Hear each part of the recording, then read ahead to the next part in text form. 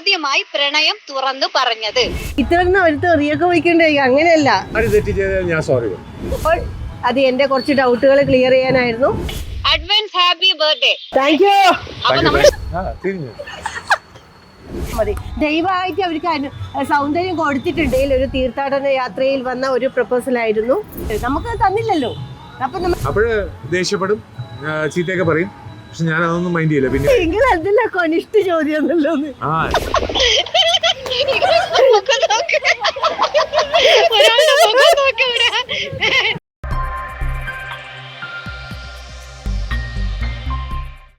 ആരാണ് ആദ്യമായി പ്രണയം തുറന്നു പറഞ്ഞത്? കാരണം രണ്ടുപേരും പ്രണയം തുറന്നു പറഞ്ഞല്ല, കല്യാണം ഫിക്സ് ചെയ്യാ ചെയ്ത്. ഞങ്ങള് കല്യാണം കഴിച്ചു കഴിഞ്ഞിട്ട് പ്രണയിച്ചതാ. പക്ഷെ ഇത് നമ്മുടെ ഒരു സെഗ്മെന്റ് അല്ലേ, അപ്പം ഇഷ്ടം വരണമല്ലോ. ആ ഇഷ്ടം ആർക്ക് തോന്നിയിട്ടാണ്, ആരാണ് അത് അപ്രോച്ച് ചെയ്തത്, അപ്പൊ കൈ പൊക്കണം. അപ്പൊ രണ്ടുപേരും പൊക്കാം. രണ്ടുപേരും പൊക്കേണ്ടി വരൂലേ? ഞങ്ങൾ രണ്ടുപേർക്കും ഒരുപോലെ തോന്നി. ഏതായിരുന്നു ആ ഒരു സമയം?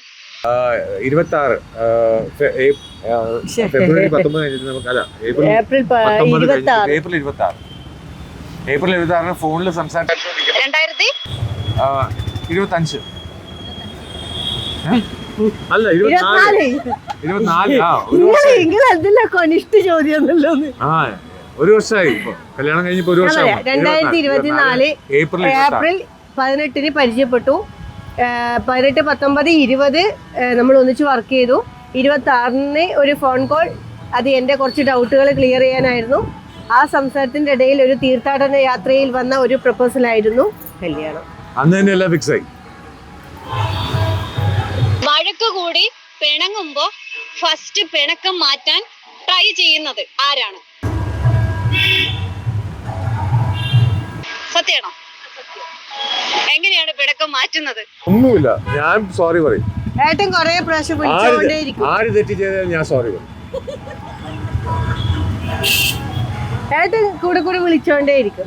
എനിക്ക് കുറച്ച് ടൈം എടുത്താലേ ഞാൻ വിളിക്കുള്ളൂ. അപ്പോഴ് ദേഷ്യപ്പെടും, ചീത്തയൊക്കെ പറയും.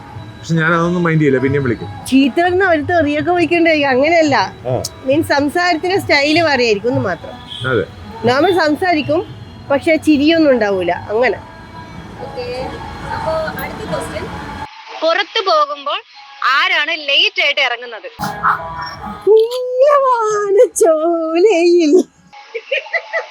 അത് കറക്റ്റ് ആയല്ലേ? എപ്പോഴും കാരണം മനസ്സിലാക്കണം.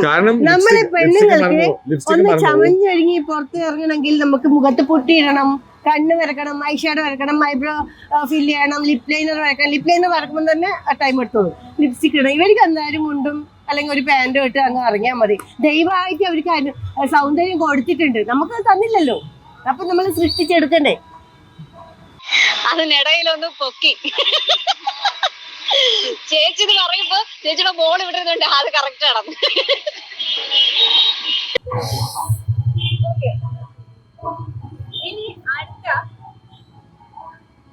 ഇനി അടുത്ത സെഗ്മെന്റ് എന്ന് പറയുന്നത് അങ്ങോട്ടും ഇങ്ങോട്ടും നിങ്ങൾക്ക് പരസ്പരം അറിയാവുന്ന കാര്യങ്ങളാണ്. ഫസ്റ്റ് ക്വസ്റ്റ്യൻ, സാറിന് ദിവ്യ ചേച്ചിക്ക് ഇഷ്ടമുള്ള ഭക്ഷണം ഏത്?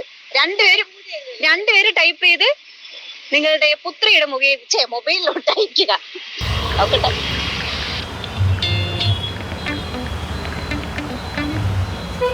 ഒരു മിനിറ്റ്.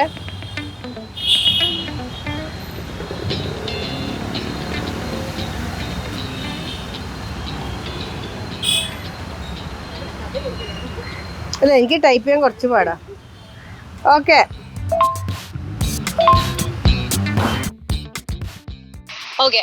Egg fried rice. ഇതാണ് ദിവ്യ ചേച്ചിക്ക് ഇഷ്ടമുള്ള. ഇനി തിരിച്ച് സാറിന് ഏറ്റവും ഇഷ്ടപ്പെട്ട ഭക്ഷണം ഏതാണ്? ഓക്കെ,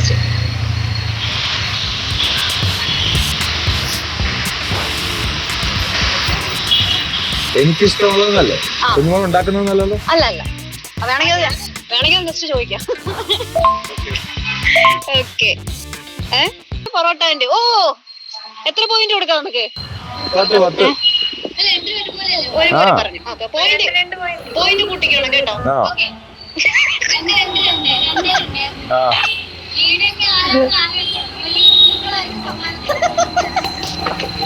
ഇനി പോകുമ്പോ ഞാൻ ഇവിടെ കൊളുത്തിട്ടിട്ട് പോകും,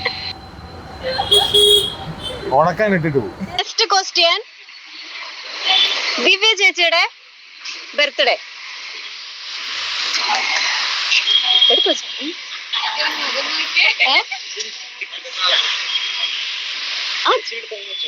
അല്ല രണ്ടും നോക്കട്ടെ.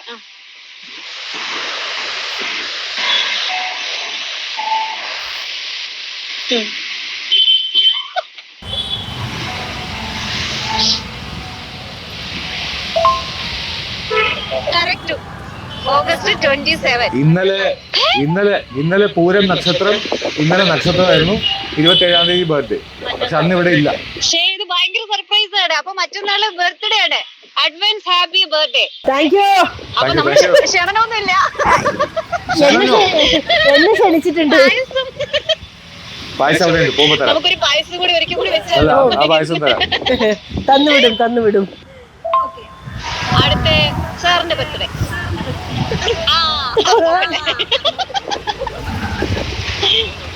അത് നന്നായിട്ട് അറിയാം. ഇല്ലാട്ടോ, മറന്നുപോയി.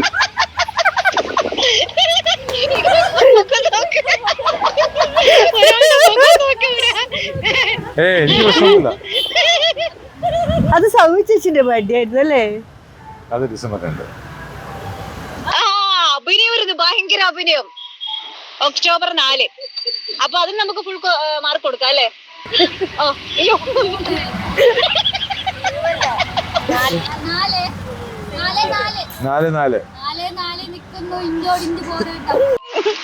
ഓക്കെ. നെക്സ്റ്റ് ക്വസ്റ്റ്യൻ, പരസ്പരം കൊടുത്ത സർപ്രൈസ്. നിങ്ങൾ രണ്ടുപേരും കൊടുത്ത, അങ്ങോട്ടും ഇങ്ങോട്ടും കൊടുത്ത ഏറ്റവും വലിയൊരു സർപ്രൈസ് എന്തായിരുന്നു? ഒന്നെങ്കിൽ നിങ്ങൾക്ക് ഗിഫ്റ്റോ അങ്ങനെ എന്തെങ്കിലും, എന്തായാലും. നമുക്ക് ആഴ്ചകളോളം ഇരുന്ന് എഴുതാം. അതെ, വിലപ്പെട്ട ഗിഫ്റ്റ്. ഓക്കെ, രണ്ടുപേരും അങ്ങോട്ടും ഇങ്ങോട്ടും നിങ്ങൾക്ക് രണ്ടുപേർക്കും ഒരുപോലെ ഇതാക്കാൻ പറ്റുന്നത്. ഇവിടെ വന്നോ? എനിക്ക് വയ്യ. അപ്പൊ മാരേജ് അമ്മ കല്യാണം. ഭയങ്കര സർപ്രൈസ് ആണ്. രണ്ടുപേരും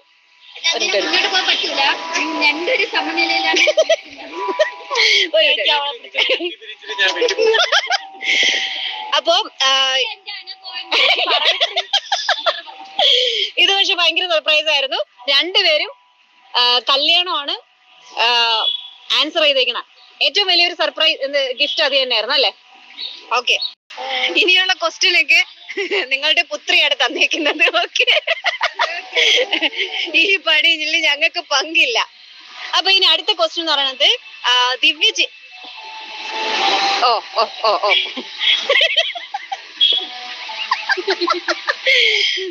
ചേച്ചിക്ക് ഒരു ഡ്രീം പ്ലേസ് ഉണ്ടായിരിക്കുമല്ലോ, ചേച്ചി ഷെയർ ചെയ്തിട്ടുണ്ടായിരിക്കുമല്ലോ. നിങ്ങൾക്ക് പോകാനായിട്ട് ദിവ്യ ചേച്ചിക്ക് ഇഷ്ടമുള്ള ഒരു സ്ഥലം, ഇതുവരെ പോയിട്ടില്ല, സാറിനോട് പറഞ്ഞിട്ടുണ്ട്. അത് ഏതാണ്?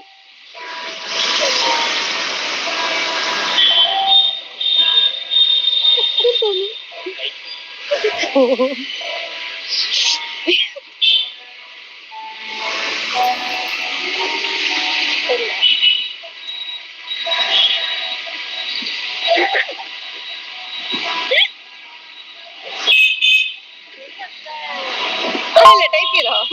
ടൈപ്പ് അയക്ക്. സഹായിക്കരുത് ഇവിടെ.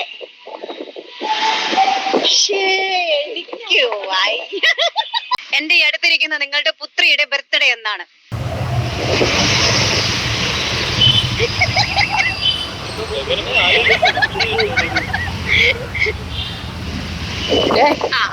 ഒന്നും വരുന്നില്ല, അക്കങ്ങളൊന്നും വരുന്നില്ല.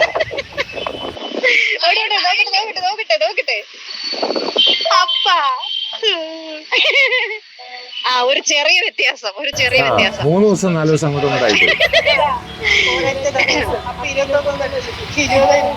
നന്ദു 21. ഒക്ടോബർ 21. അതായത് രണ്ടാമത്തെ മകന്റെ ബർത്ത്ഡേ മാറി. രണ്ടുപേരും അടുത്തടുത്താണോ? അല്ല ഒക്ടോബർ ഒക്ടോബർ 21 ആണ് ദേവ, ഡിസംബർ 20 ആണ് മോള്. അപ്പൊ എനിക്ക് അങ്ങോട്ടും ഇങ്ങോട്ടും മാറി.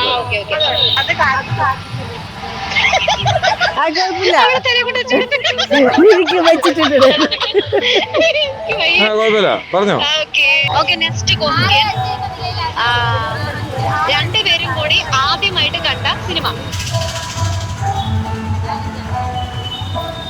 ഞങ്ങൾ രണ്ടുപേരല്ലേ?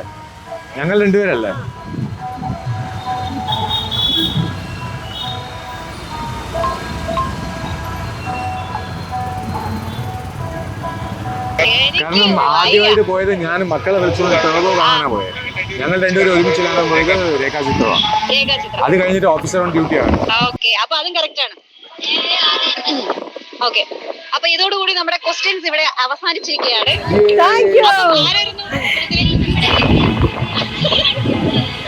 ഒരു ദിവസത്തിന്റെ ഗ്യാപ്പിൽ ഒരു ക്വസ്റ്റ്യന്റെ ഫസ്റ്റ് മീറ്റ് ചെയ്ത് പിന്നെ ഡ്രസ് പറഞ്ഞു തരണോ? അതും പറഞ്ഞുതരാം. അതാണ്. എന്നാ പിന്നെ അടുത്ത ക്വസ്റ്റ്യൻ കൂടി. ഓക്കെ, അപ്പൊ ഇത് ഒരു ക്വസ്റ്റ്യന്റെ വ്യത്യാസത്തില് അല്ലല്ല, ഒരു ക്വസ്റ്റ്യന്റെ വ്യത്യാസത്തിൽ നമ്മുടെ ദിവ്യ ചേച്ചി വിജയിച്ചിരിക്കുകയാണ്. ക്ലാപ്പ് ചെയ്യൂ. Thank you.